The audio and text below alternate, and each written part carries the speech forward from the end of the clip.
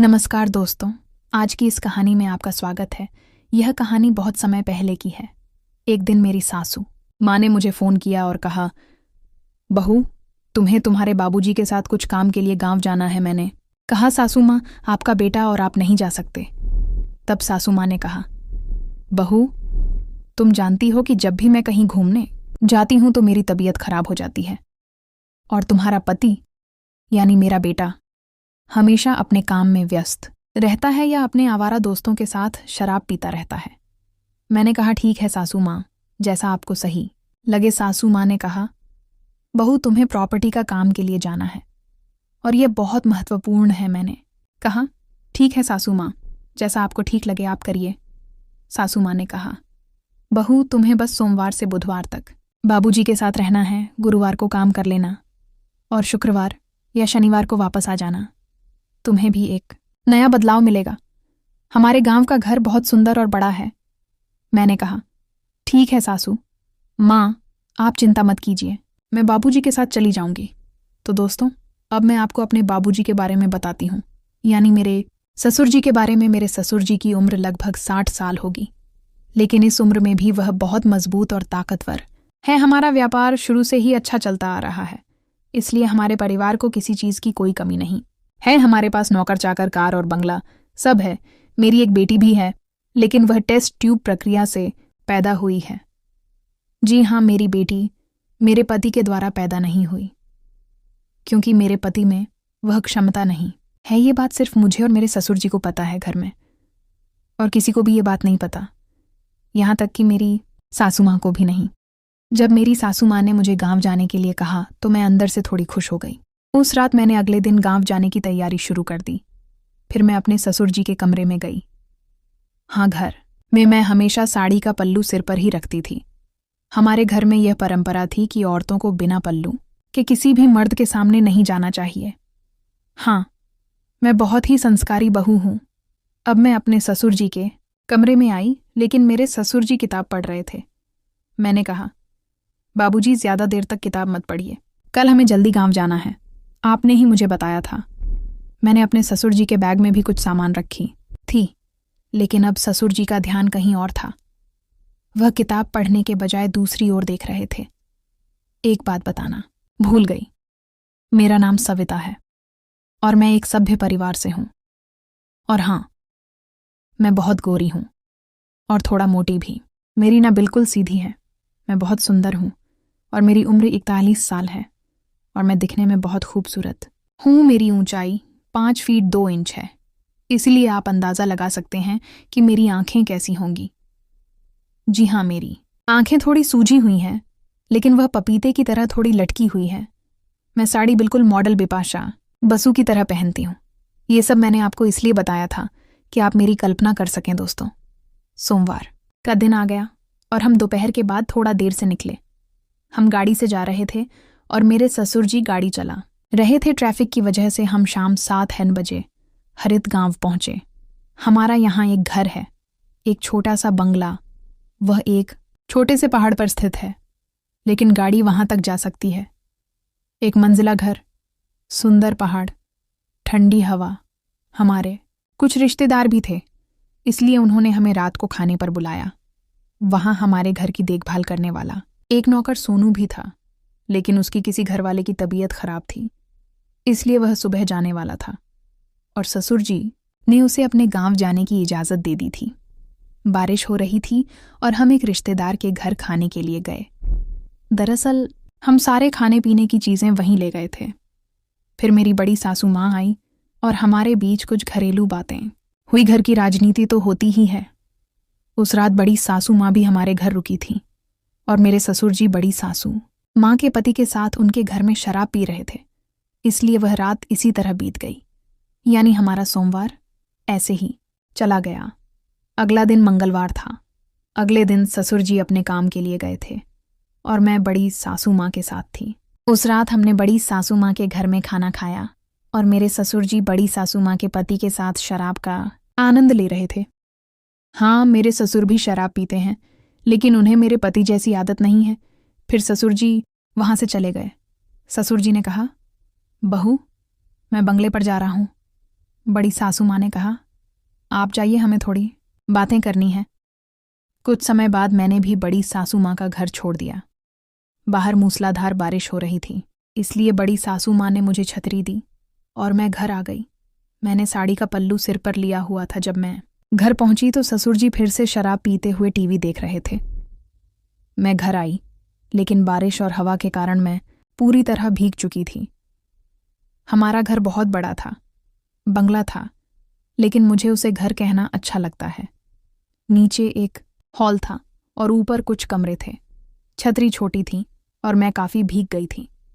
अंदर आते ही मैंने ससुर जी से कहा, बाबूजी, दरवाजे खिड़कियां बंद कर दीजिए, नहीं तो पानी और मच्छर अंदर आ जाएंगे। फिर बाबूजी ने खिड़कियां और दरवाजे बंद किया। तभी अचानक घर की बिजली चली गई। लेकिन चिंता की बात नहीं थी, क्योंकि हमारे नौकर ने पहले ही मोमबत्तियां जला दी थीं। मैंने कहा, बाबूजी मुझे थोड़ी मदद करिए। बाबूजी ने कहा, बहू बताओ मैं तुम्हारी क्या मदद कर सकता हूँ। मैंने कहा, बाबूजी मोमबत्ती लेकर मेरे साथ ऊपर आइए। बाबूजी ने कहा, बहू अब तो वैसे भी नीचे नहीं जाना है, चलो ऊपर चलते हैं। फिर हम ऊपर वाले कमरे में गए। बाबूजी ने घर के कोने में मोमबत्ती रखी। फिर मैं बाथरूम में गई और बाबूजी को बुलाया और कहा, बाबूजी यहाँ इतने सारे नल क्यों खुले हुए हैं, आप देखिए, और पानी बंद कर दीजिए। बाबूजी बाथरूम में आए और नल बंद करने लगे, लेकिन गलती से शोवर चालू हो गया। मैं फिर से भीग गई। हाँ, मैंने नीली साड़ी पहनी थी और सिर पर साड़ी का पल्लू बैठा। फिर मैंने देखा कि बाबूजी चुपचाप मुझे ही देख रहे थे। बारिश के कारण मेरी साड़ी पूरी तरह भीग चुकी थी और बाबूजी मेरी तरफ ही देख रहे थे। एक दिन ऐसा ही हुआ।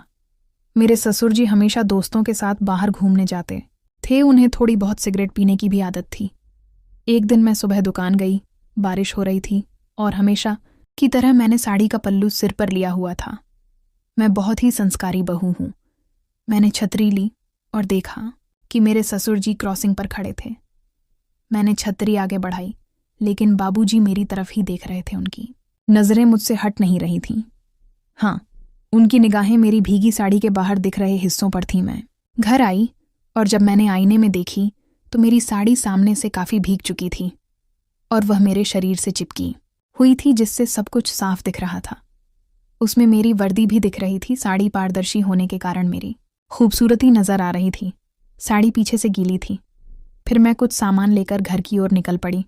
तब मुझे भी मज़ा आने लगा। मैं जानबूझकर बाबूजी के आसपास घूमने लगी। झाड़ू लगाते वक्त मैं नीचे झुकने का बहाना करती। किसी न किसी बहाने से मैं बाबूजी को अपना प्रदर्शन दिखाने लगी और बाबूजी भी हमेशा अपनी छिपी नज़रों से मुझे देखते और मेरे सुदृढ़ शरीर को देखकर आनंद लेते। कुछ देर बाद बाबूजी यानी मेरे ससुर घर आए। मैं गीली हो चुकी थी और मुझे साड़ी बदलनी पड़ी। बाबूजी बैठे हुए थे। वहाँ एक अलमारी थी। मैंने कपड़े निकाले और उसमें रखी दूसरी लाल साड़ी निकाल ली। उसी कमरे में एक और कमरा था। मैंने पेटीकोट और सब कुछ लिया और दूसरी लाल साड़ी लेकर उस दूसरे कमरे में चली गई। ससुर जी बाहर बरामदे में सोफे पर बैठे थे। बाबूजी मुझे साड़ी बदलते हुए देख सके, इसलिए मैंने दरवाज़ा थोड़ा सा खुला रखी। फिर मैंने साड़ी बदलना शुरू किया। अब तक मैं बहुत गीली हो चुकी थी। जब मैं साड़ी बदल रही थी, मेरे ससुर चुपचाप मुझे देख रहे थे। मैंने भी उन्हें देखा, लेकिन नज़रअंदाज कर दिया। साड़ी बदलते समय मेरी चूड़ियों की आवाज़ हो रही थी, जिससे ससुर थोड़े असहज हो गए थे। मुझे भी इस बात का आनंद मिल रहा था कि कोई मुझे चुपके से देख रहा है, फिर चाहे वह मेरे ससुर ही क्यों ना हो, लेकिन कोई तो मुझे देख ही रहा था। बाबूजी वहीं बरामदे में बैठे थे। मुझे पता था कि वह मेरी हरकतें देख रहे हैं। वह अपनी धोती में कुछ एडजस्ट कर रहे थे। मुझे पता था कि अब बाबूजी तैयार हो चुके थे। कमरे में काफ़ी अंधेरा था, लेकिन मोमबत्ती की रोशनी में मुझे सब कुछ साफ दिख रहा था। मैंने साड़ी बदलने शुरू की। मेरे अंग इतने बड़े थे कि साड़ी से पूरी तरह नहीं ढक पा रहे थे। मेरे और बाबूजी के बीच करीब 121 फीट का फासला था। वह सोफे पर बैठकर मुझे देख रहे थे। मैंने अपनी चप्पल का बटन खोलने की कोशिश की। बटन कड़ा था, इसीलिए उसे खोलने में मुझे काफ़ी मशक्क़त करनी पड़ी। अब मेरे 99 स्पर्श के बाद वह बटन खुला। मेरी साड़ी अब नीचे ज़मीन पर गिर चुकी थी और मेरा भरा हुआ पेट और गहरी नाभि शायद बाबूजी को दिखाई दे रही थी। अब बाबूजी पूरी तरह से मदहोश हो चुके थे। वह अपनी धोती में कुछ एडजस्ट कर रहे थे और उनकी हरकत मुझे साफ दिखाई दे रही थी क्योंकि कमरे में अंधेरा था। मैंने आखिरकार आखिरी बटन भी खोल लिया और बाबूजी की ओर थोड़ा ज्यादा मुड़ गई। अब तो उन्हें सब कुछ साफ दिखाई दे रहा होगा। फिर मैंने ऊपर रखा, कपड़ा उठाई और उसे एक तरफ फेंक दी। मैंने दूसरी साड़ी उठाई। यह सब बहुत धीरे धीरे चल रहा था। अब लगभग रात के 1 बज चुके थे। मैं बाबूजी की तरफ थोड़ा ज्यादा मुड़ गई थी। साड़ी बदलते समय मेरी चूड़ियों की खनक गूंज रही थी। साड़ी बदलते बदलते मैंने कहा, बाबूजी, आज आपका दिन कैसा गुजरा? आप आज थके होंगे, आज प्रॉपर्टी के काम में बहुत व्यस्त थे। बाबूजी ने फिर से अपने धोती में कुछ एडजस्ट करते हुए कहा, हाँ बहू, आज बहुत काम था, लेकिन मैं थका नहीं। इस गांव की हवा बहुत अच्छी है।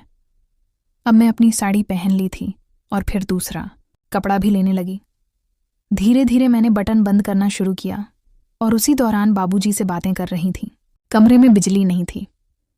मैंने एक मोमबत्ती जलाई हुई थी और उसकी रोशनी में मुझे बाबूजी का चेहरा साफ दिखाई नहीं दे रहा था और बाबूजी को मेरा चेहरा नहीं दिख रहा था।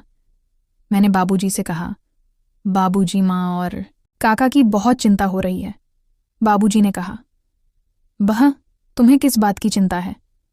मैंने कहा, बाबूजी, कल रात की तरह आज फिर से आप बरामदे में मत सो जाना।